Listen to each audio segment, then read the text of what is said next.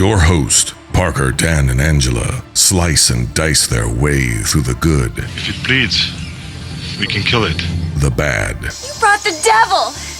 That's the devil inside everyone. And the ugly movies you love. And you can't piss on hospitality. I won't allow it! Hold your favorite films and franchises tight, because they aren't safe. In fact, it's already too late. It's time to dissect that film.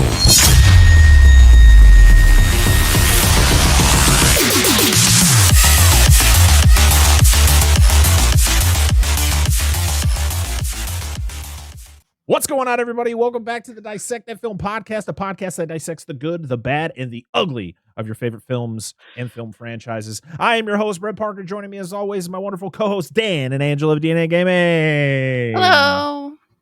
Hello. I've got to channel like all of your energy. You have all the energy tonight. The spirit bomb. Yeah. Listen, for everybody listening, watching, whatever, Angela started a new job, so she's tired, but she is a trooper. She is here, and she's going to bring all that she has. Yes. Plus, she has to put up with my bullshit. This episode. So, again, thank you. And you had a lot of good food tonight. Oh my gosh, I ate so much food tonight. Dude, we have an awesome barbecue joint in our town that we have waited too long to eat. Well, they've only been open for 6 months. We are at the final week of our birth month coverage, or however, or birth year, I should say, months. Where this is our 1985 month, which is I said it right. 1985 month, which of course is Angela's month, where we've already covered Silver Bullet, we've covered Return to Oz, and now we are down to Angela's picks. And this movie that we are covering tonight was chosen by our wonderful patrons over at patreon.com/dissectthatfilm. Angela came up with 3 suggestions. We put a poll up, and this was what won. And that is the movie that almost killed Disney. Yeah, thanks, Patreon. Imploded the animation department of Disney, and that is 1985's The Black Cauldron. Legend has it, there was once a king so cruel and so evil that the gods feared him. Since no prison could hold him, he was trapped forever in the form of a great black cauldron. The Horned King, that black-hearted devil. Walt Disney Pictures presents The Black Cauldron.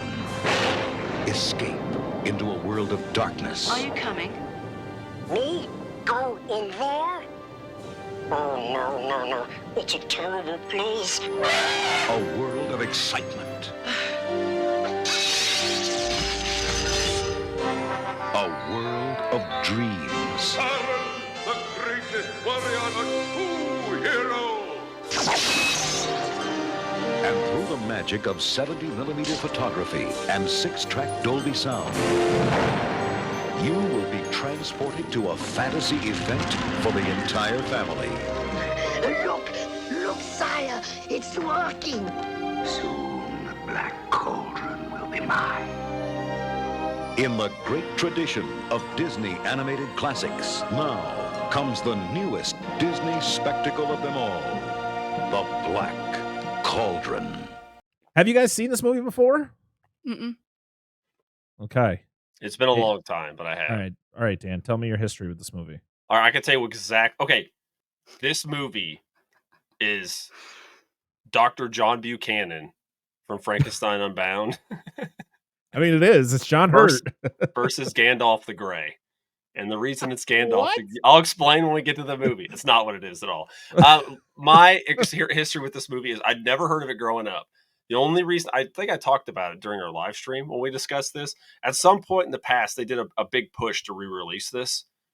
Yeah, I think it was prior to DVD, but they were pushing a lot of the old movies from the archives. They'd bring them out during that old big age. The Vault, called it. Yeah, that big push for bringing shit back so they can get some extra money. And that's when I heard about this. Like, I didn't know anything about this movie, didn't know nothing. I believe my mom ended up picking it up, and I watched it one time, and I remember almost nothing from it.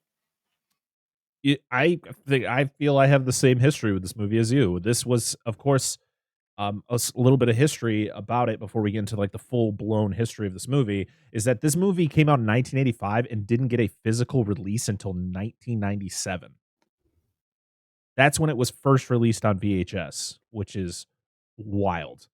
And that I was kind of like you. Like I think either one of my grandparents bought it or my mom bought. I don't remember. I don't own it. But one of them bought it. I saw it once and I went, "What the hell was that?" Like as a kid, I was saying that like compared to what I was already seeing from Disney at that time, it was like, "What the heck?" Like, I was so confused, and I haven't seen it since until I watched it last night to do this episode. So, um, yeah. You So need to this get on our movie, level. You got to get on our level as far as backstories to go. We got this I connection. don't have one. I wanted to watch it. Okay, can I throw one out there? You guys probably have both seen. It's a Disney movie that I have not seen. yeah, go for it. Oliver and Company. Yeah. Oh hell yeah! Why do I worry? I've never seen that. God. I've never seen that until I watched that documentary that Or we why probably should I talk. worry? Billy There you go. Joel. Yeah, until we talk about that documentary, we're probably going to talk about later in this episode. Yeah, I knew nothing of that movie except for that fucking song. Hmm. I didn't know it was like a thing about Oliver Twist. I had no fucking clue. For the longest time, I remember seeing it. For the longest time, I forgot it was a Disney movie. I thought it Yeah. was one of the other studio, like Bluth, Don Bluth. Don Yeah. Bluth studio. Yeah. But Don Bluth is the one who did like Land Before Time and Secret of Nim. Secret of Nim, which was kind of in the same vein as this. The fact, Troll. Fuck was a troll in Central Park. oh yes, oh yeah, fucking movie. oh Anyway, man. So yeah, I mean, for anyone who doesn't know the history of this movie was this was based on a book or a series of books where I think it was I can't remember what the heck the books were called. It was like the Prince of Prydain or the story, something to have to do with Prydain, which is the location of the story here. But the rights to it, it was called The Chronicles of Prydain by Lloyd Alexander. I probably should scroll up and read things. Again, this was one of those times where they took a series of books and then tried to like just squish a bunch of them into one movie. And Disney, of course, was going into a weird direction because their movies weren't really performing as well as they had done in the past. And so they were like, well, let's try something new. Let's try something darker. And so they took these stories and ended up coming up with this. But the problem is it was so dark and there was so much darker imagery in the original cut of this movie that Jeffrey Katzenberg, who would later go and co-found DreamWorks with Steven Spielberg, he was brought in to Disney in 1984. And in 1985, he pretty much came in and was like, you need to cut like 12 minutes worth of this movie so that we can get a proper rating for it and it's not going to be as dark. He would later come out and say that he regrets all the cuts. He actually wishes they were able to release that darker cut because they think that it would have performed better. But I think that's just in kind of the world. Like if it was released now, it probably wouldn't have been as big of a deal because we've seen dark stuff from Disney, ever since the Dark Cauldron or Black Cauldron, whatever the fuck this movie is called. I just want I want the Black Cauldron, the gore cut. Yeah, seriously, please.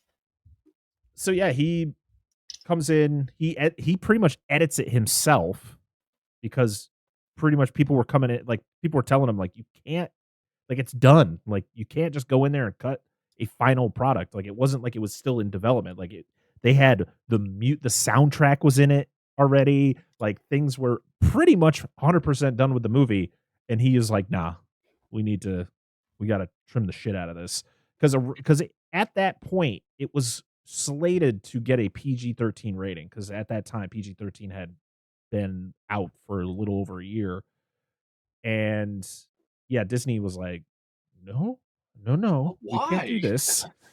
This isn't heavy metal. You can't do that. No. This was the first Disney animated film to get a PG rating. I mean, there has been many since, but yeah, this was the one to kind of start it off. And there was a lot of firsts in this movie. This was the first one animated film to feature computer generated imagery. So first animated film to use CGI, which was crazy, thinking 1985. It would later be used in their next film, which is a movie we're going to be covering very soon, which is The Great Mouse Detective. So it's crazy because we're covering The Black Cauldron, which was the movie that almost sunk Disney. And then in a couple of weeks, we're going to be talking about a movie, the next movie that kind of rejuvenated the company and got it back onto its feet as it soared towards that renaissance, with The Little Mermaid and Beauty and the Beast and all that stuff. But yeah, this was a box office bomb. It had a budget of $44 million. It didn't even make half of its money back. It actually lost out to the Care Bears movie in 1985. So yeah, it wasn't looking so good for Disney. There was a lot of change going on with the big wigs up, top. You had Jeffrey Katzenberg, of course, who was kind of the head of the animation department. He was the head dog there. You had Eisner, who was like the CFO of the company. You still had a Disney running the company as well. Roy Disney was there. He was kind of the old guard. This was also the last film to have some of the original, I think it was 9 Old Men, which was like the original animators from back when, Snow White came out.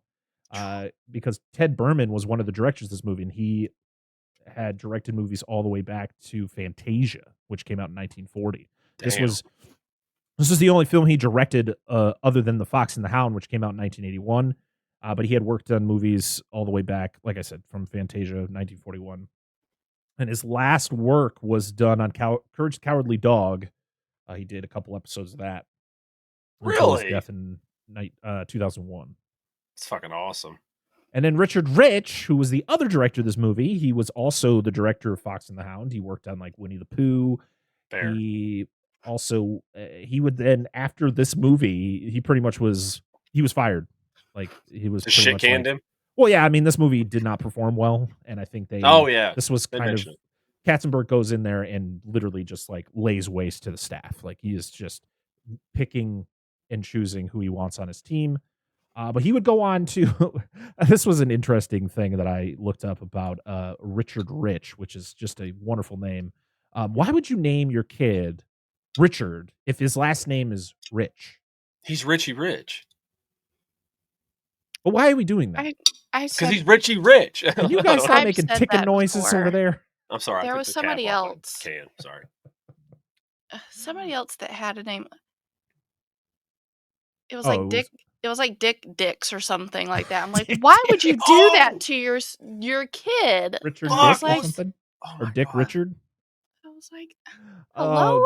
So after Richard Rich would get fired from Disney, after he would work on The Black Cauldron, he started his own company, and he wouldn't direct a movie until 1994, which he directed The Swan Princess and 10 of its sequels.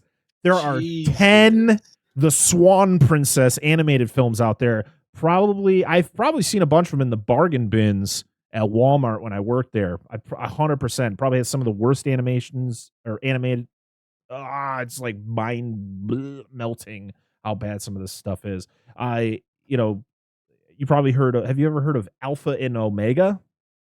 Yes. That was a thing. Trumpet and the Swan. The King and I. He did The King and I, which I know wasn't that one of those DreamWorks animated movies? Or am I thinking of something There's been else? like multiple versions of The King and I. So yeah, he directed The Swan Princess in 1994, and his latest film, he actually directed 2 of them in 1 year, and that is The Swan Princess, A Fairy Tale is Born, and The Swan Princess, Far Longer Than Forever, both out in 2023. So he has been directing Swan Princess movies for 20 fucking years. Jesus. My Lord. Man, put the dick down, Dick. The story for this movie was written by 75 people, including Jesus. both directors. No, I'm just kidding. It's a lot. Even when you watch this movie and you see the end credits, there are so many people that wrote this movie. I'm like, that's a problem. That is a problem. Unless you're just giving some credits to people who maybe had just some input into it. But the fact is, like, Yep, that can really cause some problems. Probably just people who drove by the studio one day. Come on. We got an idea for the Black Cauldron. What's your name? No, they have the people. Ezekiel, what's your name? They have those people with the sign spinners out by the road.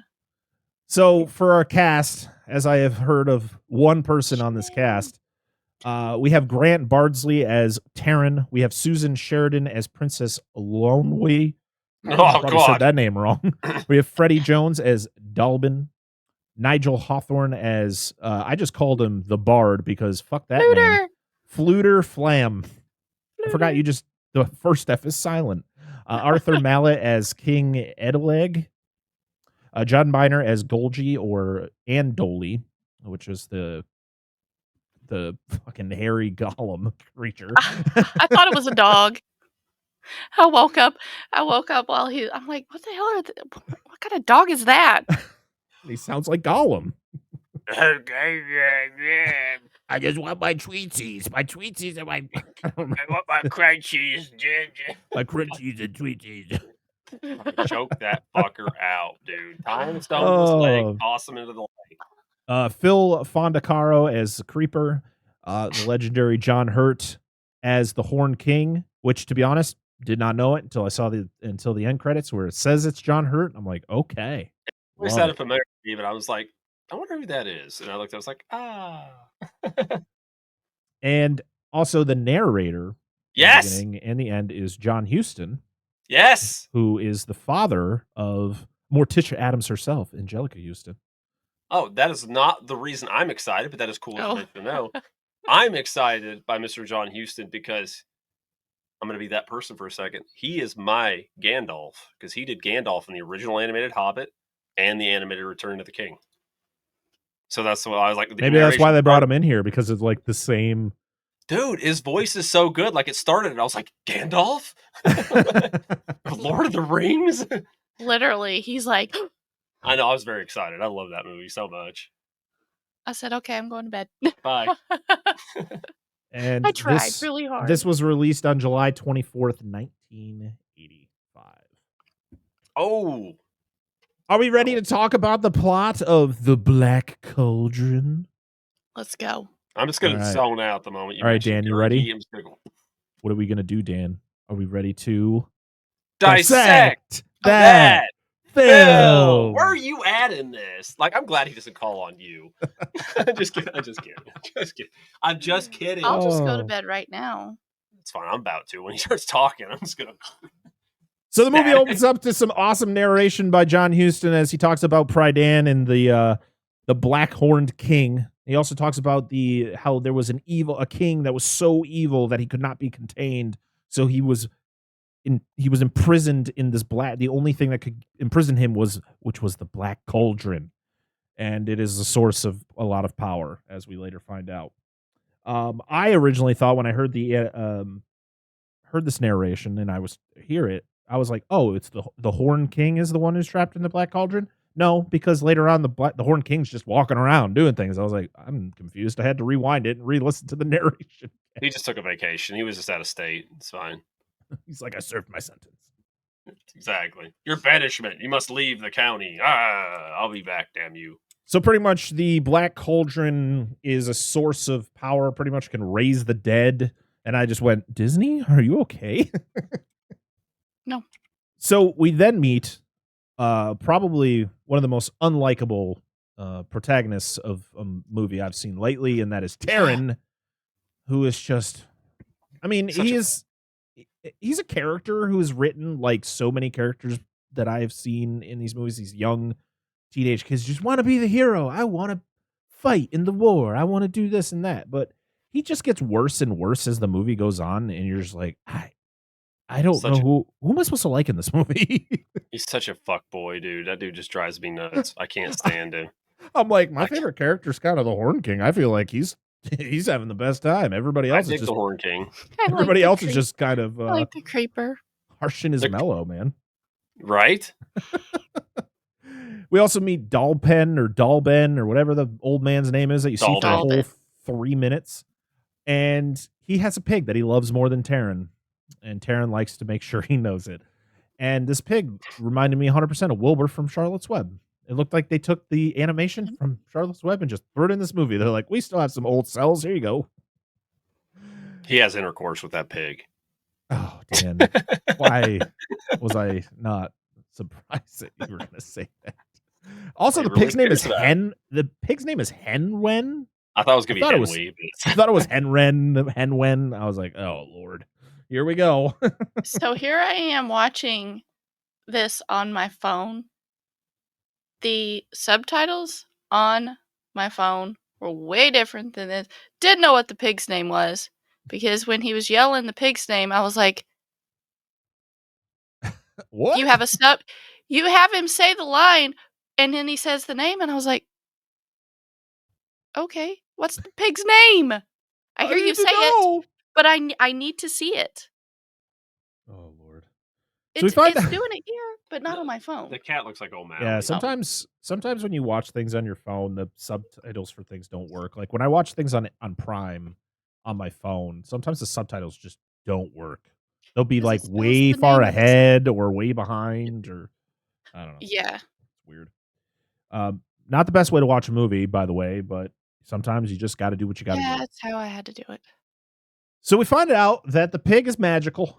It can shove its face into some water, and it lets you see visions. Am I being too harsh on this? What are you feeding that pig? It doesn't. The pig is just taking hallucinogens and just passing out in the water. Yep, that's what it is.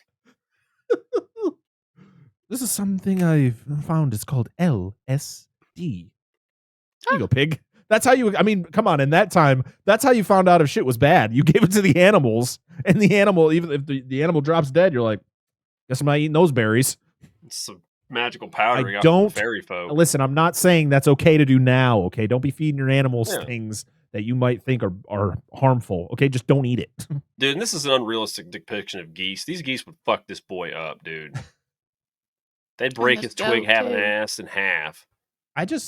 My favorite thing about Disney is that they will just straight up, if they had you, like for instance, the geese, they look exactly like a geese that you see in other Disney movies. They're like identical. They're just like, again, copy, paste, copy, paste. No problem with that. And that's that's something I do want to mention. The fact that the animation in this movie is really good. Like, it looks really good. Really? I actually have a different opinion about the animation.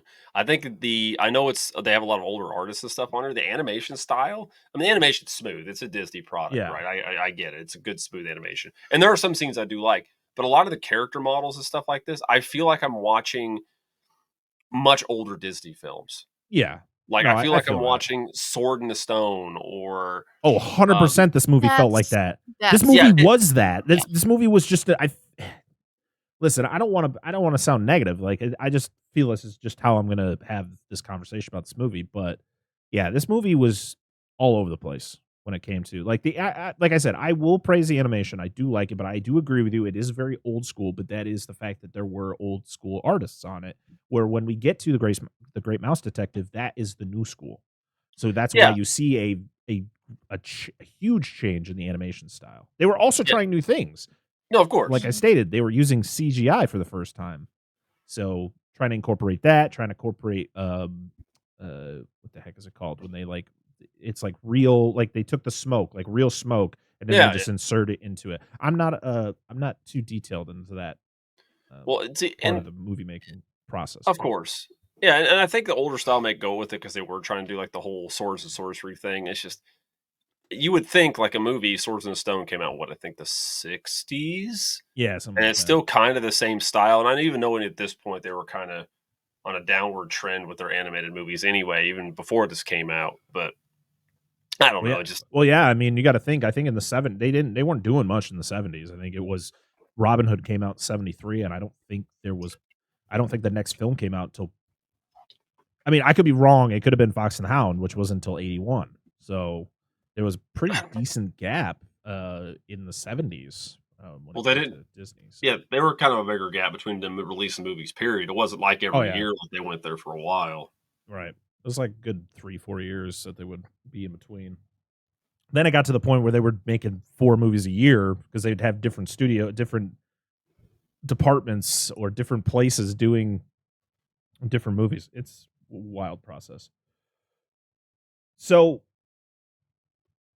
the pig is doing its magical thing, showing some vision, and that's when you see the Horn King, and then you find out that the Horn King can kind of sense what's going on and kind of hones in on the location of the pig because Horn King wants the pig so that he can find the Black Cauldron. So Dolphin, he is like, hey, Taryn, take the pig, get out of here. I'll meet you in a few days. Meet you at the cottage up the street or wherever the heck he's going. Yeah.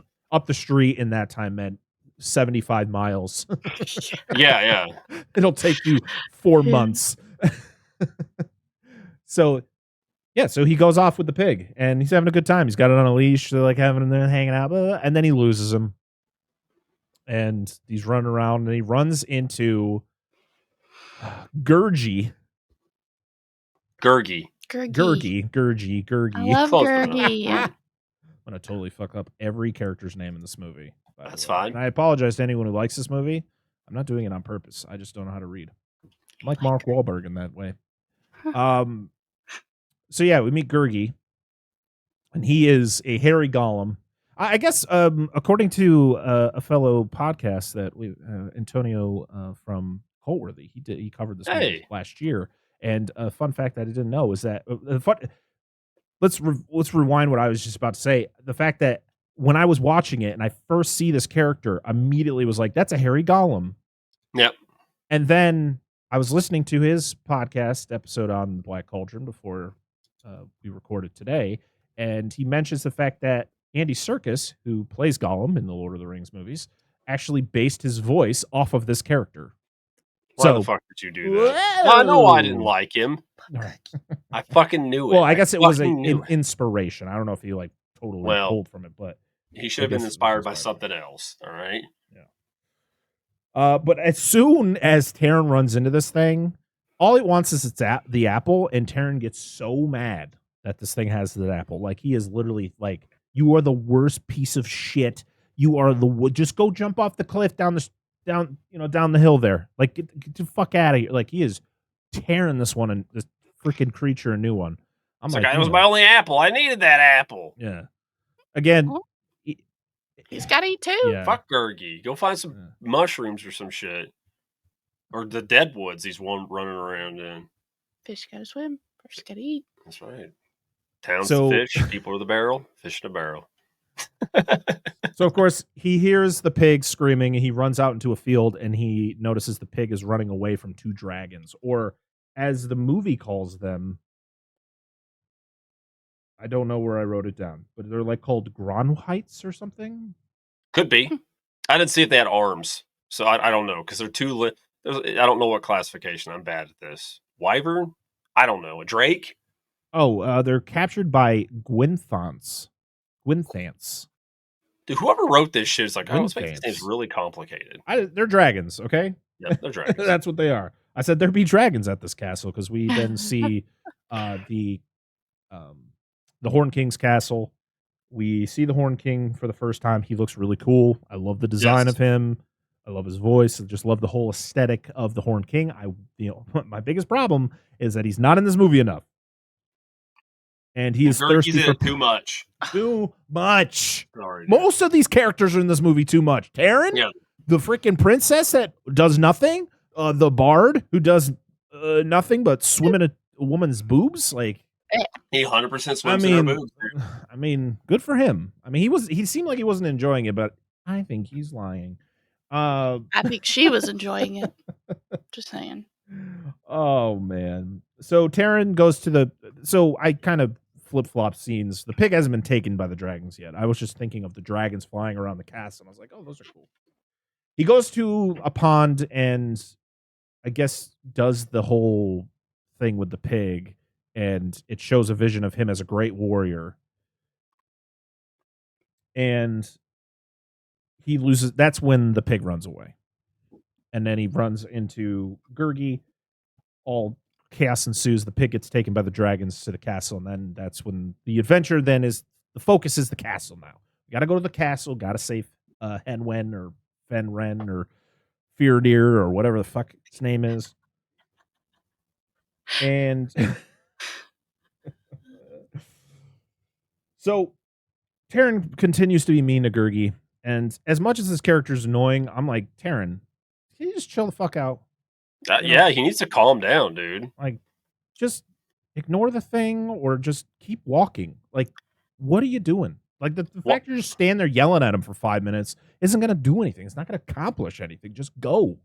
Do what you got to do, bro. Well, also, like, this guy wants to be like a warrior, right? Yeah. Why did this, whoever he is, that's been looking after Taryn, send him out to this village with fucking death woods right next door and not give him some way to protect himself? That's the thing, is I wish that this character was in this movie. Again, another character, Wish just joined the journey. Instead, it's let's give it to the most annoying character in the movie, and then we have to suffer through his adventures. Like, oh, but he's just a child. I don't care. Fuck him. He is so annoying in this movie. It hurts. There is very few likable characters in this movie. Very few. And I'm being generous. I'm being generous. What about that dark area over there? That'd be Taryn's land. We don't go there. Yep. Well, he just does what Simba does. Oh, like, absolutely. Hey, let's just go there instead of going around. We got a little bit of blood there around during that scene, mind you. Yeah, we did. Yeah, that was something that kind of got stuck in there, and they just kept it. I wonder if that's something that just didn't make all right, we'll leave that little bit in where Taryn gets fucked by the dragons for a minute. Yeah, that was pretty cool. I love when the one dragon grabs on the Henren and just like buries her into the dirt. Momentum. Yeah, and also I think maybe it was Taryn that happens to where he gets grabbed. Well, he does to the pig first, and he grabs onto the other one's tail. And then the other dragon, or that hits tail, and the other dragon comes up and just plows him in the dirt. You're like, oh no! Is he okay? I only broke several ribs. I'm fine. No, Gurgi is just an old man Jar Jar Binks. Oh God! You're not putting a good case up for him. But I like Jar Jar Binks too. I know you do. So they make it into the castle, or at least he makes it into the castle. Because Gurgi, the thing about Gurgi is they kind of make this character out like he's going to be like this sidekick who's going to be with him through every part of this movie, and he just disappears like 3 or 4 times. He's just like, he meets up with Taryn, they have their little spout about the same shit every time, and then he just disappears. He's like, I'm good, and just leaves. So Taryn's then by himself. He makes it into the castle, and there's a bunch of ruckus going on in the basement. Everybody's having a good time. You got the one lady on the table, very busty woman, by the way, just like shaking her things, man. And these guys are like, woo! Give me them titties, baby! Pretty much. This is why they cut the gangbang scene out. Really racy. I'm surprised that only made it a PG-13 rating, but, cool world. They got away with some shit. Yeah, there was a unrated cut where things got wild in that basement. We also meet Creeper, who is our other small whiny character, and he is the henchman of the Horn King. He's kind of his little bitch, and the Horn King shows up and everybody stops what they're doing, and this is when Henwen is brought out to him to have her power shown to him, but she won't do it. Taryn shows up, kind of falls into the situation. He does.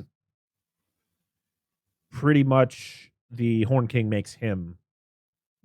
he tells him, make her do her thing or you're both going to die. Because literally they were about to chop the pig's head off and he kind of jumps in to save her. So she does her magic but it's cut short. Like he doesn't get to see the full vision because the dish that the water's in gets splashed up into the Horn King's eyes. Yeah, and Taryn hits it. And he reacts like it's acid. I don't wonder think it was acid, was it? No, sometimes something happened during the blessing process, apparently. Oh, okay. Because he reacts like, my eyes! And I'm like, do you have eyes? Like, you're a skeleton. What if like he's Skeletor with horns? What if he's related to one of those aliens from Signs? They just start What? melting. Esmeralda. It's Fat Esmeralda. It is. Sorry. So we can have the weird preacher come on and start screaming about hellfire and like, I'm a sinful man. Hellfire, I'm horny. I'm a preacher, so I can't fuck. Yeah. Listen. That song is fucking great, though. It is It's a not, great Why has song. it got the same It's horrific, outfit but on, it's though? a very well, it's not a catchy song, but it's a good song. It is a good song, and one I think it's well. I don't think Hunchback was like super well received when it came out, but I always No, remember because that it song. was another darker Disney movie, Mhm. Yep, it's especially true. because of that song and that character. Well, yeah, dude. He's like, he can't have sex with her, but sure as hell could sodomize her. Okay, on to the next step here. It's a dark movie. It's dark topics. So again, this is another problem with this movie is we get introduced to characters who seem to be super important to the story, and they just get tossed for the rest of the movie. Henwen gets rescued, and they get to a cliff, and he just chucks her over the cliff, and she falls into the water, and then we don't see her again till the end of the movie. You're like, excuse me? What? Oh, God. But Taron gets locked up. And then he meets a princess. And you're like, cool, this is interesting. Until you find out she doesn't do anything. She has a magic floating ball. A bauble. Yep, a bauble. Wayfarer's bauble. And that is the reason that she was taken by the Horn King, because he wanted her to use her bauble to, I guess, help him find the Black Cauldron. That's kind of the whole thing. But again, we get one annoying character and then another annoying character introduced. And you're like, whew. Well, Why did we get the bard? What is his significance I don't know. to this story? Nothing other than, hey, we rescued you. Yay. I think it's more the comic relief. Is he? I think that's what he was supposed to be. Okay. So I'm not saying that's what he was.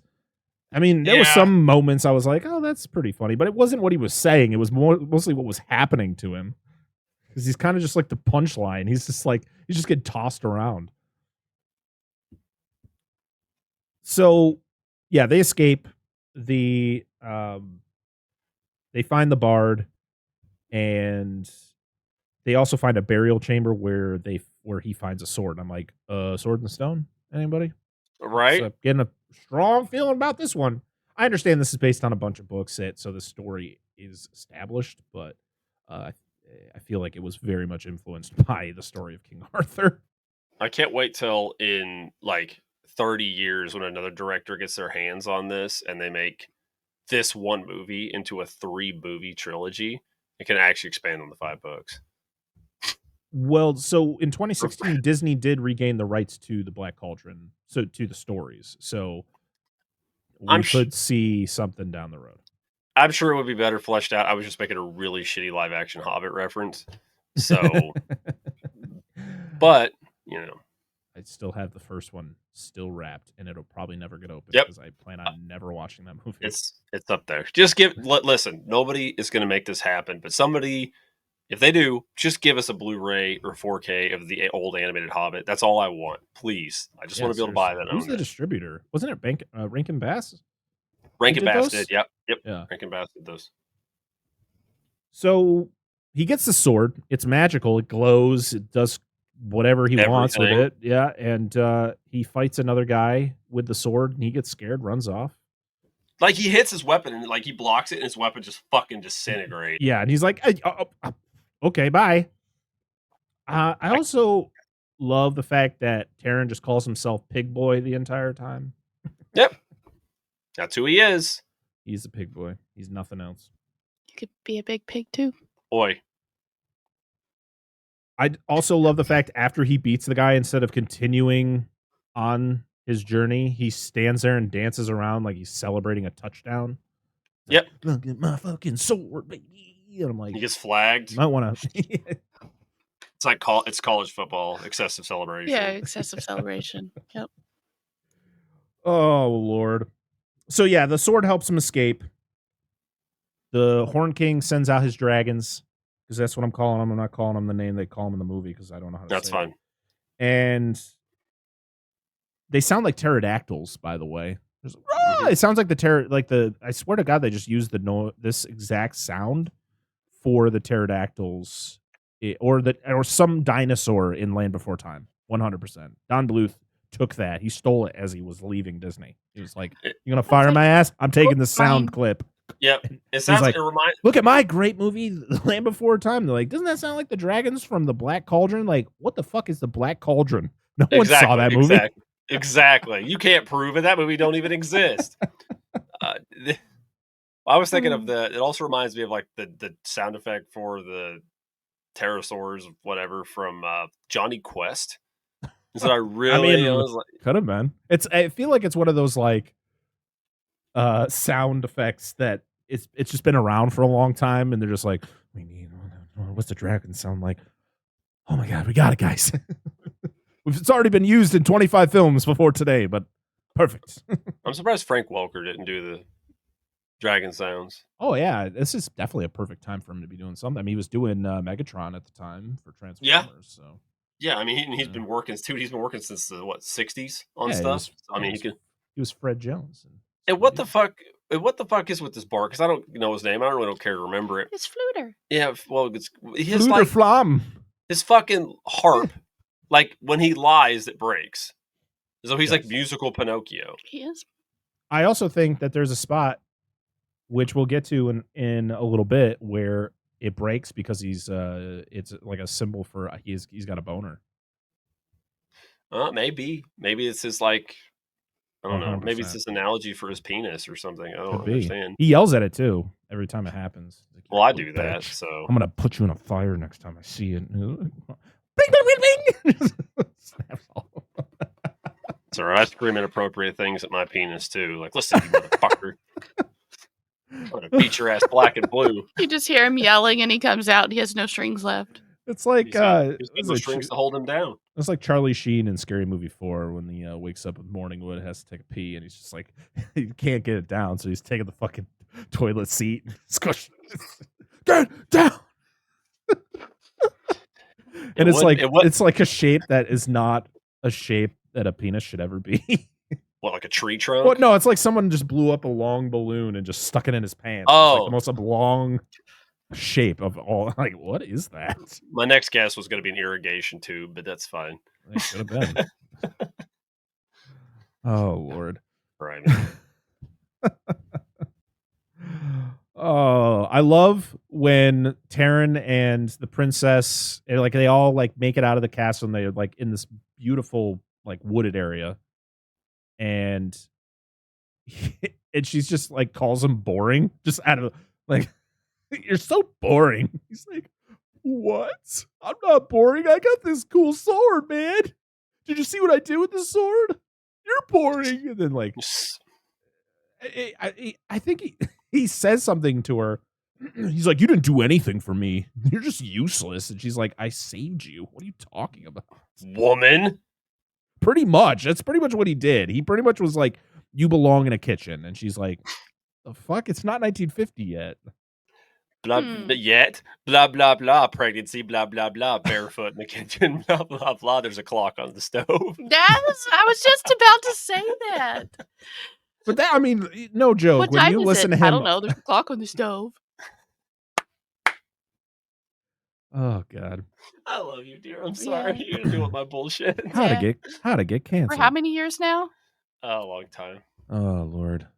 It's good. But no, I know what you mean. But it was yeah. I mean, that's a different thing at the time. Ultimately, what he was doing. Yeah, he's still a piece of shit. He's a young kid who's just an idiot. But they apologize to each other because they kind of figure out, oh yeah, we did help each other. We can be friends. So Gurgi meets the bard, and he finds the pig track. So literally, Gurgi comes back into the story. He helps that. He finds a clue, helps them, and is like, all right, I'm gone. I'll see you in another 25 minutes. I'll come back when it's relevant to the plot. But he's like attacking the bard, like trying to get stuff out of him. Like, I think the bard's taking. Oh no, the bard was like hiding in a bush because he didn't have any pants. Because he was getting. Yeah, because she's mending his pants. Yeah, from the wolf. Yeah, or the dog. I guess I don't know. So square or rectangle in the back of his pants. Do you guys recall how this big magical whirlpool opens up? Yes. I don't remember who does it. Excuse me. One of them steps on the rocks. Is it Gert? No, not Gertie. Who's with them? Somebody steps on the rocks. The pig. No, the pig was already down there. The pig's gone. Yeah. Sorry, the pig hasn't shown up yet. Somebody steps on the fucking rocks, and that's what causes the whirlpool. I figured it was something. I was like, oh, whirlpool. Oh, that happened. They get sucked into it, and this is where they meet the fairy folk, as they are called in this movie. We meet Dolly, who's just a grumpy little fairy. Just call him Fae. Stop thinking of words for already established archetypes, please. Just call him Fae folk. It's easy. It's fine. It's fair. And that's when they finally back up with Henwen, because this is where Henwen ended up when she got thrown 14 stories into the to the lake below. Right? Pig should be dead. No kidding. I don't know. This apparently is not like Middle Earth. There's not just like fucking spider demons and underground mole people and shit just coming out to get them. Underground demons, gorilla people. I don't know. So yeah, we find out that the cauldron is in Morva. By the way, I'm pretty sure the old dude in this sounded like. Isn't the fairy king? Didn't he voice fucking the Sultan in Aladdin? It may not have been, but he sounded. I actually didn't think of that, but probably. I wouldn't be surprised. It's I don't know. It's the fair folk king. Oh, fair folk. If he's even on there, I don't know. King Yabba Blabba Berry. I was looking him up. Somebody will get that reference. He was in things. He was in Halloween. Yeah, the Graveyard Keeper and Halloween. And Hook and Secret of Nim. And Mary Poppins. Mary Poppins. One of the voices, the many voices of Mickey Mouse, was one of the voices of the Horn King's henchman. Oh, nice. I was wrong. He was not in Aladdin. Sorry. Toys. Oh, toys. Nice. So once they find out where the Black Cauldron is, they get fairy dusted and they float out of there, and the pig just leaves again. Don't see the pig again. I'd be gone too. We also are joined by Dolly the fairy. He's the grumpy guy. He's a piece of shit, dude. Just like everybody else. Because he knows where Morva is, so he's going to help him get there. So they find the home of some really eccentric witches, and they for one, I love the imagery of them walking into the house and it's just eyes everywhere. And I'm like, oh, what are these? And then you find out they're frogs. But then you find out that the frogs were once people. And you're like, oh, okay. And they're all like, where are my frogs? They let all my frogs out. That subplot does not last very long, mind No. you. We never find out where those frogs went. We never find out. You never go, oh, yeah, all those frogs, they got turned back into their people. They got back to their families. Nope. They're just gone. We meet the busty, horny one who. Oh God, dude! The bard gets to swim in her boobies as a frog, and she is all up in his business, man. She wants him bad. She has an enormous thirst for him. Oh, she has. What did she say to him? Oh gosh, this is what I heard while I was at lunch at work, and I'm cackling, trying not to let people hear me, because here I am. It's quiet, and I'm cackling at something only I can see. And I was like, well, damn. You've tried the worst. Now try the thirst. Quencher. Sorry. Anyway. No, okay, listen. The witches, whatever. Just give me Mad Madam Mim, please. Like, it's the same character put into like 3 people. Like, just do that. Because you have like the horny one, then you have like the actual like full on witch, and then you have the other one that I don't even remember what she did. She eats things. Yeah, she likes to eat people. And Taran wants to make a deal with them because they're very interested in the sword, and he's like, "Fine, I'll give you the sword, but you gotta give me the Black Cauldron." And then they make the deal, and the witches are just like, yeah, we're not going to do that. You don't mind if I pluck your harp. That's what she said. Oh yeah, And and I that's was when like, I think "Oh, the string no." breaks, and you're No, like, when she asked him if she finds her attractive, if he finds her Oh, yeah. attractive, and he says yes, and it Oh, yeah, snaps, and he's yeah. like, shush. Oh man. Face it, dating sucked in your 20s, gets worse in your 30s, and your 40s, forget it. It's a cesspool out there, and we're your flotation device. Join us weekly for saucy chat, ridiculous love gurus, And MILF-worthy fun to spice up your life. the MILF and Me podcast. Every Wednesday on your favorite pod platform. And the MILFandMePod.com. The MILF and Me podcast. The Cult-Worthy Podcast. Join me, Antonio Palacios, each week as I guide you through a never-ending sea of obscure cinema and cult-worthy gems that deserve a rediscovery. Find me on all listening platforms and at thecultworthy.com. The Cult-Worthy Podcast. Join us. So yeah, the plan doesn't really go according to plan, as the deal is made, but then you find the witches are like, well, you can have the Black Cauldron, but you can't do anything with it. And they're like, well, that kind of sucks. And then the witch is like, until next time, He-Man, and fly away. Well, actually, no, they make their house crumble. I'm like, No. why are you destroying your house like that? Nice reference, by the way. I love that. Yeah, but they do get the cauldron, and it just sits there. You'll never be able to Yeah. use it. Oh, yeah, and Dolly just pieces out, too. He's like, yep, I showed you where they are. Bye. You're like, that is what this movie consists of. It's just meeting characters. They're there for 5 minutes, and then they peace out. Just want to remind everybody, Gurgi is not here. Like, he's not part of this. He'll show up in non-danger scenes. He knows better. So they have a peaceful fire with the Black Cauldron just sitting behind them, just chilling there and like engulfed in rock. And the Horn King and just the Horn King's men show up. They're like, well, we got you, and we got the Black Cauldron. Sweet. They bring it back to him. Yeah, right. They bring it back to him, and he does his cool thing. Probably one of my favorite scenes of the whole movie is when he is conjuring his army of the dead. I love the image of like the green fog coming up, and the undead soldiers are coming through the fog. It's a really cool shot.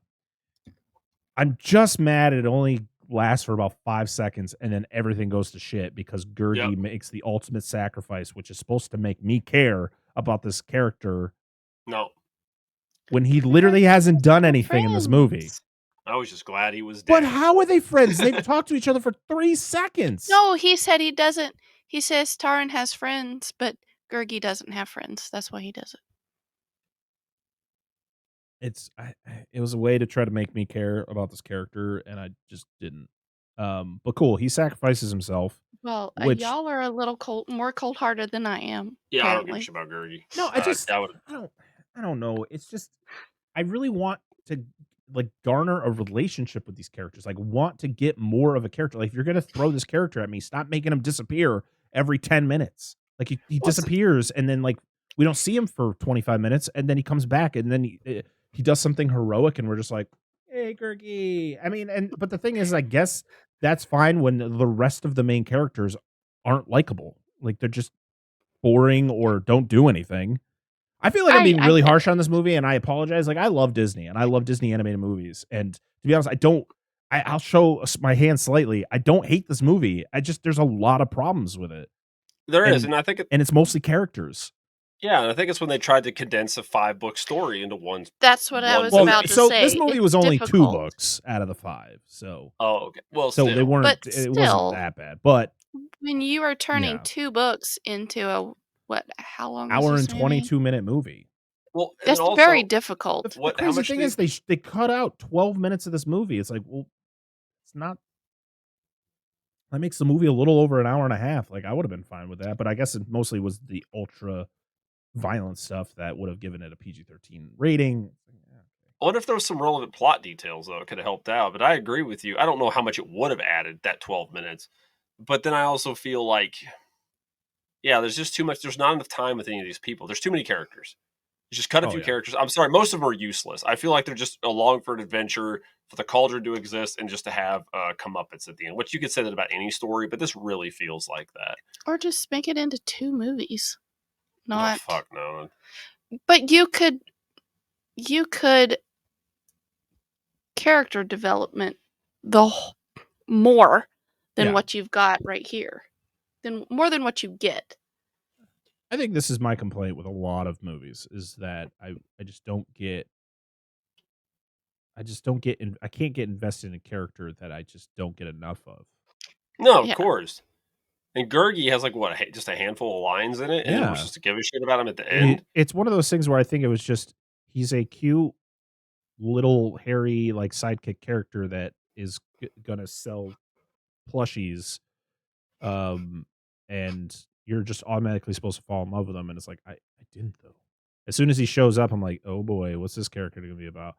And after he leaves the first time, I'm like, okay, comes back, does a little to nothing, and then disappears again, and then shows back up at the end and sacrifices himself, and you're like, well, I would have understood it more if like as much as I'm not a fan of Taron should have been the one to sacrifice himself because he is the main character. He is the character I feel you should be probably invested in the most.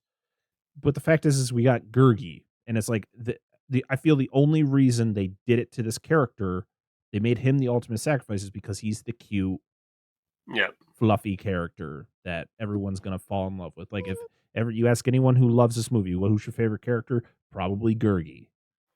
He's not mine, but he might be yours, and that's okay. That's okay. But it just, to me, it just didn't feel right. I felt like somebody in our core group, like if the bard, like to be honest, I probably would have had more of an impact if the bard was the one who sacrificed himself. Like any of the 3 main people, the princess, the bard, Taron, the pig could have done it. The pig could have just showed back up again and jumped in that pot, and I would have been like, no, not Henwen. Like, but instead we got Gurgi, even and it's the like grumpy guy.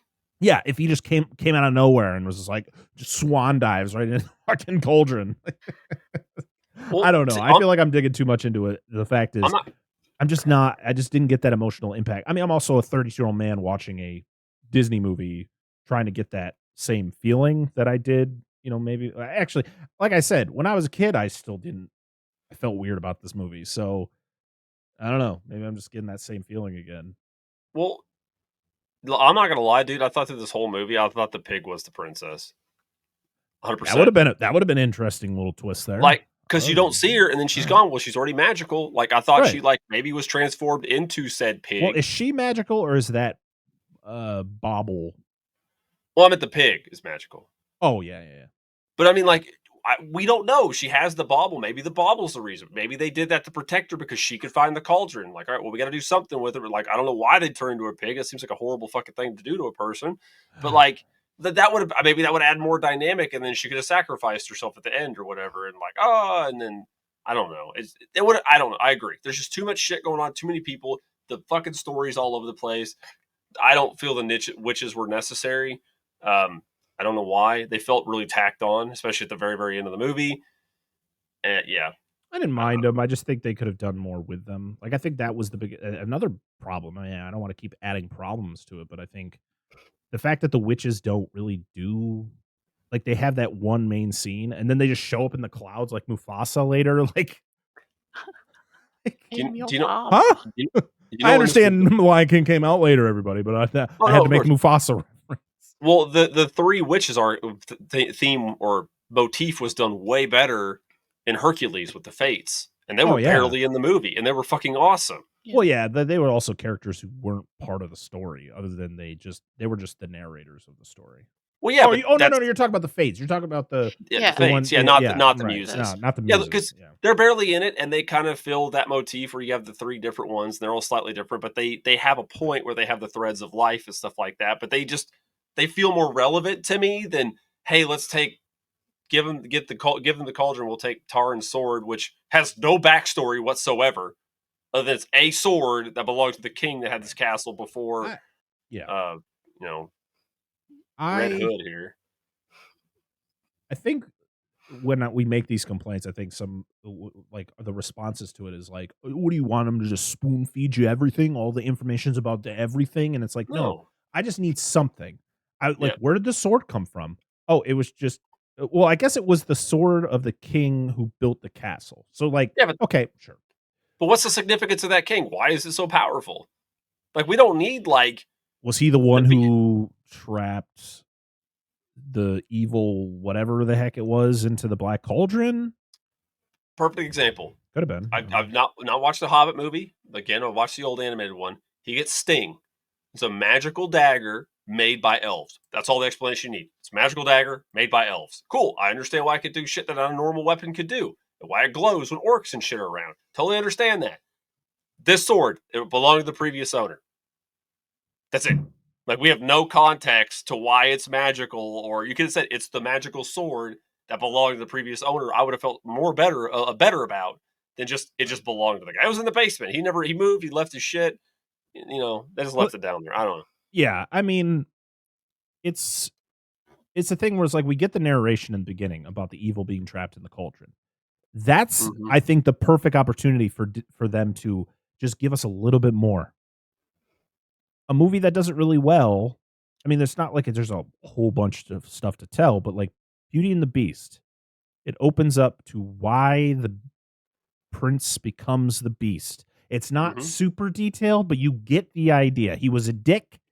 It was a witch. And she cursed him. He turns into the beast. And that's about it. And then slowly, as you're going through the movie with Belle, you're finding out different, like, added details to that story. That would have been perfect for this movie. Like, you give us the cauldron's backstory of the evil being trapped in it, and then kind of throughout the movie giving us a little bit of information. I'm not looking for a lore dump here. I'm not looking for like halfway through the movie you just sitting down with some old dude and he's just like, let me tell you the story about the Horn King. And it fucking goes on for 15 minutes. Like, I don't need that. He breaks out his guitar, and it's just playing as a song he's got to do. It's not the bard. It's somebody else. It's not the bard. But yeah, I think that's what should have been done. I think it would have been way better. And I understand that there was a lot of issues behind the scenes with this movie. This movie was just a pain in the ass to make. A lot of issues with Disney, people getting fired after, and just it didn't work out. I mean, it's still considered one of probably the worst performing Disney movies of all time. And most people just forget about it. Like, I think it's one of those movies where you just, like, people just, you could talk about the Black Cauldron and be like, yeah, I remember it, but it's not, doesn't capture you. I know there are people out there who are very nostalgic about this movie. Yeah, of course. And that's awesome. I'm not here to bash the movie. I'm just trying to make it make sense. And it doesn't. Like, there's just so much left on the table. It's like we're trying to make a better version of this movie here on the show. Like, we're trying to be like, they could have done this, they could have done that, and it's like, unfortunately, that's not how it's going to work. Hopefully, we want a more coherent through line.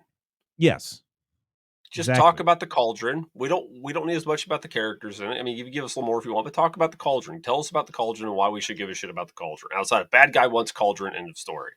Right. Because the thing is, and this is something that I've complained about a lot, is that the Horn King is my favorite part of this movie. I think he is a cool villain. Problem is, they don't do enough with him. Mm-hmm. They don't show him enough. He doesn't do that much. He doesn't do anything, to be honest. He sits in a chair and says cool things, and then at the end, he does the cool conjuring of his undead army, which I was like, hell yeah, let's go. And it lasts in the blink of an eye. You blink your eyes and it's over because fucking this random character, Gurgi, jumps into a cauldron, fucks everything up, and then he gets... The funniest thing about this scene is the fact that when the cauldron starts to like react, it's like all the undead soldiers die again, and it starts sucking the Horn King into it, and Terran's trying to save himself, and the Horn King literally goes, "Oh, it's gonna be you," and he grabs him, but then throws him into a spot where Terran gets stuck, and then you think the Horn King's gonna get out of it, and then just gets sucked into it. His death is gnarly, by the way. Yeah, he like fucking sucks into his own body and like becomes a full on skeleton. And then I'm like, Disney, you all right? Like, wow, they were trying something, and I appreciate it. I just think of like Gurgi is like a bag of sugar, and the cauldron is like a bag of sugar or a bottle of bleach, and the cauldron is like the fuel tank of the Horn King's evil plan. Just, here you go, Gurgi. If this movie was more popular, you could make a meme of like Gurgi falling in. You could just have the text over, like bag of sugar, gas tank, and like, but nobody's gonna get that because nobody watched this movie. Well, not very many people watched this movie. No offense to the people that did, because it's great that you liked it. We could see where their heart was with the film, but it was just all over the fucking place. And this dude never does anything cool except chokes out his little green man. Like, who gets off on his asphyxiation fetish. Creeper does. That's it. Like, he doesn't do anything cool. You don't see him lay waste to anybody. It's not like Horn King, what's he so good about? And then, like, snap his finger and a dude fucking melt into a puddle. Like, we don't see any of that. He does not display any true power.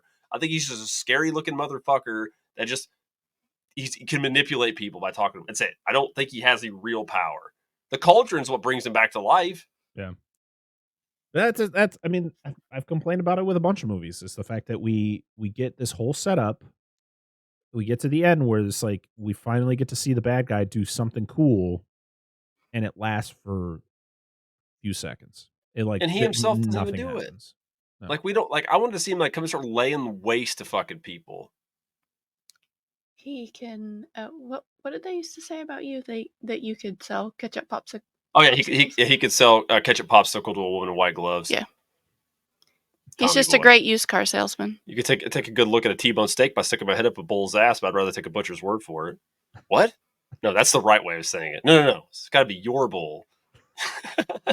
Anyway, Tommy boy. I mean, that's ultimately my complaints and just the fact that we don't get enough of the best character in the movie, in my opinion. Yep. So yeah, they escape after everything happens. The castle blows up, and Creeper flies away on one of the dragons. And I went, "All right, see ya." He's gonna be our villain for the sequel, guys. So the witches show up in their cloud, as I was saying before, the Mufasa effect, and they're like, "Oh, poor little hairy guy, he died. Sucks to be you, but we're gonna take that cauldron back." He's like, "Aye, we're gonna make a deal here. You give me Gurgi back, and I'll give you the cauldron." They're like, "Are you sure? Is he really worth it?" And he's like, "Yes, he's my best friend. We've only known each other for 3 minutes." He stole my apple. The bard's like, "We want Gurgi, and I want another 5-minute bounce session in your titty castle." No, I love that. The horny witch there, she's trying to like flirt with him again, and he's like, "Will you just give it a rest, woman?" Like, pretty much telling her off. It's so funny. Yeah, that's good. Put it back in your pants. She wanted to get married to him when she first saw him. She was all about him, man. And he will not be. He was just not for it. He will not be seduced by these harlots. And yeah, they all fly off they all walk up into happily ever after in the end. Yep. I forgot to mention in the beginning, the music was done by Elmer Bernstein, who also did the music for Ghostbusters. Oh, hey. Yeah, he did the music for Blues Brothers, Animal House, Meatballs, a bunch of stuff in the 80s. Did stuff in the 50s, To Kill a Mockingbird, The Magnificent Seven, The Great Escape. There you go. So he's got a pretty good film repertoire behind him. Absolutely. Yeah, that is The Black Cauldron. So now let's talk about our final thoughts on this movie. Angela, why don't you start us off? What did you think of The Black Cauldron? What do you think, dear? Huh? I didn't mind watching it. It was one of those that you see as a kid, and you're like, I want to watch that, and never get around to.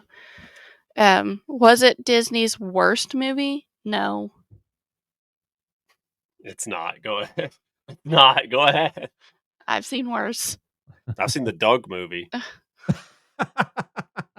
always forget that's a Disney movie, technically. Was it great? No. But I didn't mind watching it. It wasn't one of those that I felt like needed to turn off in the middle of the movie. I mean, I did because I had to go to bed, but I finished it. I enjoyed like the final cauldron animation. Angela, turn your mic to Sorry, your face. I have to turn it away because he's loud. I usually sit like this. The final cauldron animation where the Horn King gets sucked in, but then it like all dissipates into the green. Yeah. I really enjoyed that. I thought they did that very well. And I still love Gurgi. That's fair. Justice for Gurgi. I respect the people that love Gurgi. This was 100% a revisit and done, unless I just forget about this movie in the next 20 years and end up watching it again because I don't remember what was in it. We pretty much discussed throughout this podcast how I feel about this movie. I think the final thing to say is this is a movie. When I watch it, I think to myself, I'd rather be watching it than a movie.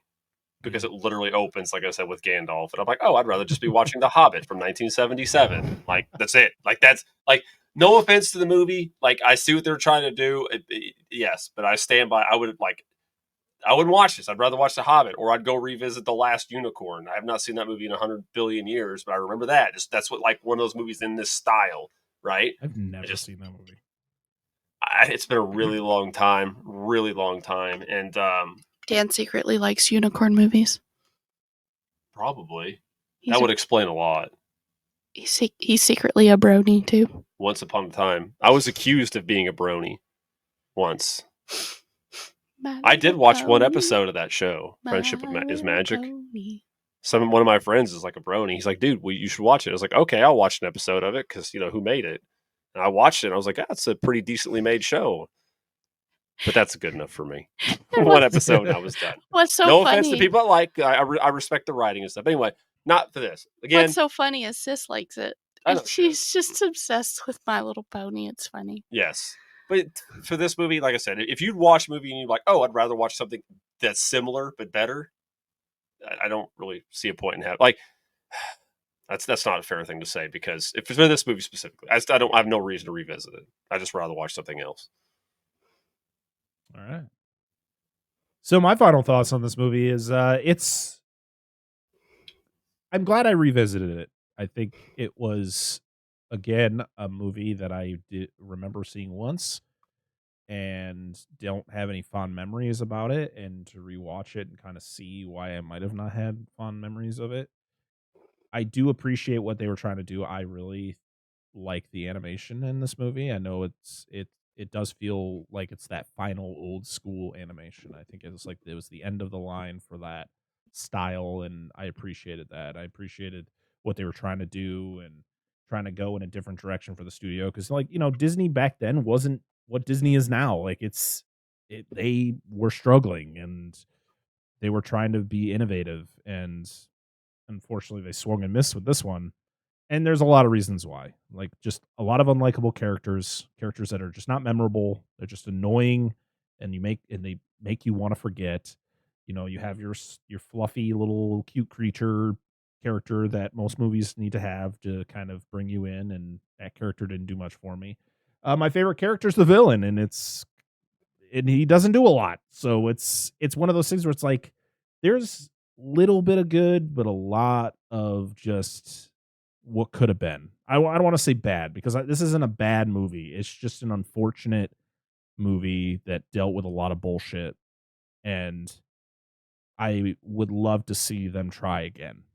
Like, I would love to see, like, I know that they're talking about possibly doing live action versions of the books, which would be fine, but I would love them to try this again in the current animation style that Disney is using now, like the more 3D animation, like you take the animation from like Frozen and you make it into the Black Cauldron. I think it would fit perfectly.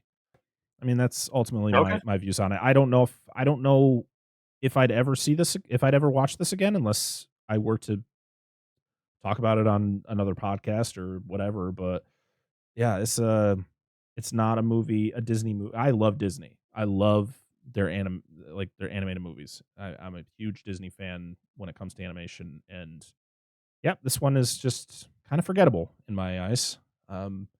But I do appreciate people who like it. I do like the fact that there are fans of this movie and people who support this movie. That's awesome. We love to see it. I just am not one of them. It's just not my thing. Just it's one of those what could have been movie for me. Yeah. That's my final thought.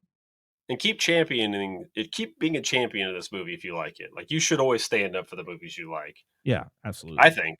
Mm-hmm.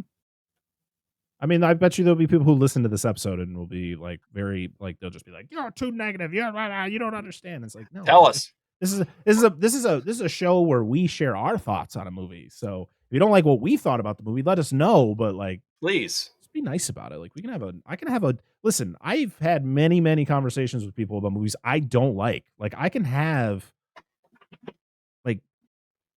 good a cohesive conversation with somebody about movies I hate. Because there's no point in me getting up in arms about something if you like it and I don't. That's kind of the whole point of the show, is to share our opinions on things, and then hopefully we can get feedback from you guys on what you thought about the movie. And that's kind of what we do with the end of the show, which is what we're going to do right now. All right, well, now we are at the section of the show where we go to social media and we asked you what you thought of the Black Cauldron. And we got a few responses. I'm pretty happy about it. We're going to start over on Twitter/X. Our first response is from the Contrarians, or at Contrarian Prime, who said, "I finally watched it a few years ago. Great villain design and definitely not the disaster people sell it as, but also kind of joyless, especially for a Disney movie." I agree. I agree with that. Our next one is from Screen Nerds Podcast, who said, "I rewatched it a couple years ago. Want to say around the time Disney Plus launched, and I appreciated it more now than I did as a kid." Yeah, because it's weird. Like I was stating, it didn't come out on VHS until 97. And then the DVD came out in 2000, probably like 10 years later. And then the only way you could get the Blu-ray for this movie is if you were part of that Disney Insiders Club. Oh, remember that Disney Club that they did where you could like order DVDs? Yeah, pretty much. And then it was released on 4K on Disney Plus when it released. Our next one is from Heather Sachs, or at Dork of All Dorks, who said, a really disappointing attempt at adapting some classic young adult books. They deserved better. Our next one is from Paul from Flicks and Friends, who says, "The movie that almost collapsed the studio. I have fond memories of this film, but it's not great." Our next one is from Darren from Nostalgia Cast, who just went ugh, and then has a huge response. Do I dare read it? Please. Okay, here we go. So it says, "How it holds up today. A quick show of hands. How many people out there actually thoroughly enjoyed The Black Cauldron? Aside from Disney's packaged films of the 1940s, it's the one title I hear so little about, as if Disney fans have no idea what to do with it. You can tell the filmmakers were trying to copy any number of things: Star Wars, Bakshi's Lord of the Rings, Dungeons and Dragons, et al. Yet, the storytelling feels inert, as if they completely misunderstood what made those previous fantasy adventures work so well in the first place.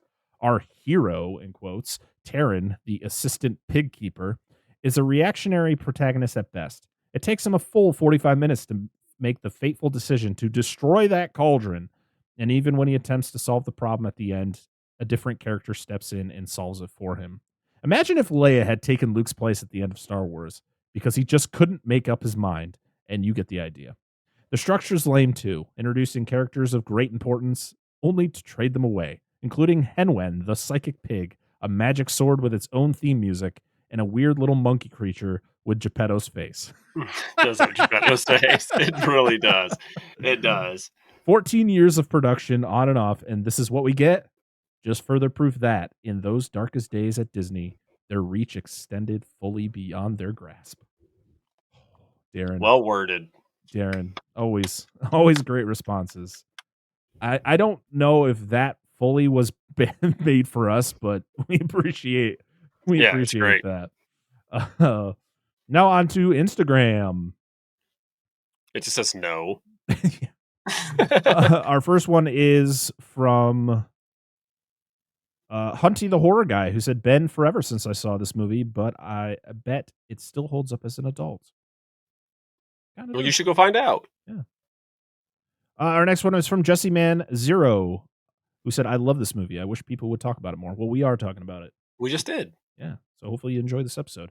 And then our last one is from Antonio from the Cultworthy Studios, who says, "Nice. We did it last year for Animation April. Can't wait to hear your opinion." His episode on it is very good. So make sure to go check out the Cultworthy podcast episode on the Black Cauldron. Yeah, just stop here now and just go listen to his stuff. Like, it's just... It's really good. It's really good. Throw us under the bus. People are like, why are you always telling us to listen to other podcasts? Because there's a lot of great podcasts out there. Yeah, sure. You know, I'm not should get different opinions. You all to myself. Yeah, like, not to mention one podcast. I mean, you probably could, but most podcasts don't contain all the information on a single topic. So, and plus, people have different perspectives. So it's always good to hear different thoughts. I agree. All right. Well, that's about it for us. We have anything else we want to mention before we get out of here? Yeah, actually. Oh, sorry. Go ahead, dear. Go first, wife. No, she's just shaking. No, I'm shaking. Just real quick. This is for listeners of all ages, young, old, whatever. If you want to have your comments read on here, go on social media and comment. Like, legitimately, we love reading your comment. It doesn't cost you nothing. Likes, all that fun stuff. Parker will do all that in the spiel. I just want to I'm going to start adding in to remind people. Please comment. We just like reading your stuff. We want to know what you got to think, like what you think. We want to hear your opinions. Yeah, we're not going to judge you on your opinion of a movie. Like, we're either going to agree with it or we're going to disagree, but that's our opinion on it. We love getting all different types of response. I mean, we've gotten all different types of responses for a lot of the movies that we cover. You know, it could be stuff that we didn't agree with, but hey, that's your opinion, and that's what we enjoy reading. We want to hear your thoughts. So thank you for everybody who shares. Absolutely. This episode be a perfect example. Like, I don't agree with a lot of things other people did. I don't like some of the characters that even people here like. But I respect the different opinions. Mm-hmm. I like hearing, because maybe you'll say something like, okay, I didn't think about it that way, and it'll change. You never know. So yes, please comment. Well, I do specifically want to thank. I mean, we thank our patrons every episode, but the one thing I always forget to do is to name our wonderful patrons, because they deserve to be shouted out. They are the reason we covered the Black Cauldron today. So let's thank all of our wonderful patrons. We have Jason or Nerdravert.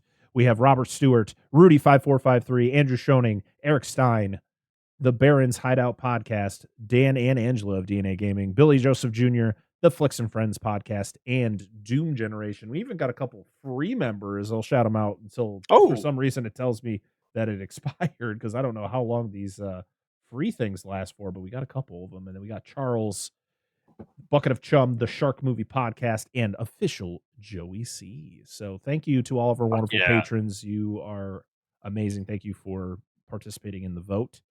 As for everything else, you can find us on all the social medias. We're on X/Twitter, Instagram, TikTok, Facebook, Threads, Blue Sky, all the things, and we're under Dissect That Film. We're also on YouTube. If you're watching us right now, hey, you already know where we are. But if you listen to the show, we're also on YouTube, where you can see our wonderful faces and you can see all of our mannerisms and crazy things that happen in the videos at youtube.com/Dissect That Film. Make sure, even if you're listening to us, make sure to go over to the YouTube channel and just hit the subscribe button, like the video, leave a comment, all that fun stuff. Wherever you're listening to us right now, make sure to leave us a 5-star review. Leave us a little, if you can leave a written review, we'd appreciate that too. It really helps the show out. We really want to branch out and get, bring in some more, a lot of newer ears to the show this year. We got a lot of fun movies that we're going to be covering, a lot of fun stuff we're going to be doing. So we definitely want to bring in some new peeps, but we also appreciate everybody who's been here since the beginning, or even if you started listening to us today for the Black Cauldron because you were interested. We appreciate everybody who listens. But hey, those 5-star reviews, they really help us out to get those things accomplished. So please, it's free. Same with the YouTube. It's all free. Or if you want to support us financially, like I was just mentioning, thanking all those wonderful patrons, you can join us over at patreon.com/dissectthatfilm, where for just a single $1, you get some little extra goodies with all that. You can either just, drop $1 and, not worry about it, or you can listen to episodes early. I release episodes usually a few days early. We're going to be we got polls going up for movies. We have outtakes that I like to post over there. There's a lot of fun stuff. And at our $5 tier, we have our Monster Zone show, which is hosted by Dan and Angela, where we talk about monster movies. So yeah, join us over there if you would like. We appreciate you. Patreon.com/dissectthatfilm. You can find all of our personal stuff down in the description, as we do every week. Next week, it's either going to be Little Shop of Horrors or it's going to be The Great Mouse Detective. I'm just going to state that now because of scheduling things. So you're either going to get one or the other. So, hey, next month, it is now we're now bleeding into March, which means it is now Dan's month. It is the month of 1986. So we're going to be talking about some 1986 films. Also mixed in there is St. Patrick's Day. So Leppy Boy is going to be back. But that's all future stuff. We appreciate you listening today. We appreciate you supporting the show, listening, all that fun stuff. But until next time, I am Brett Parker. That is Dan and Angela of DNA Gaming. We are Dissect That Film, and this has been another episode of the Dissect That Film podcast. See y'all again next time. Bye-bye.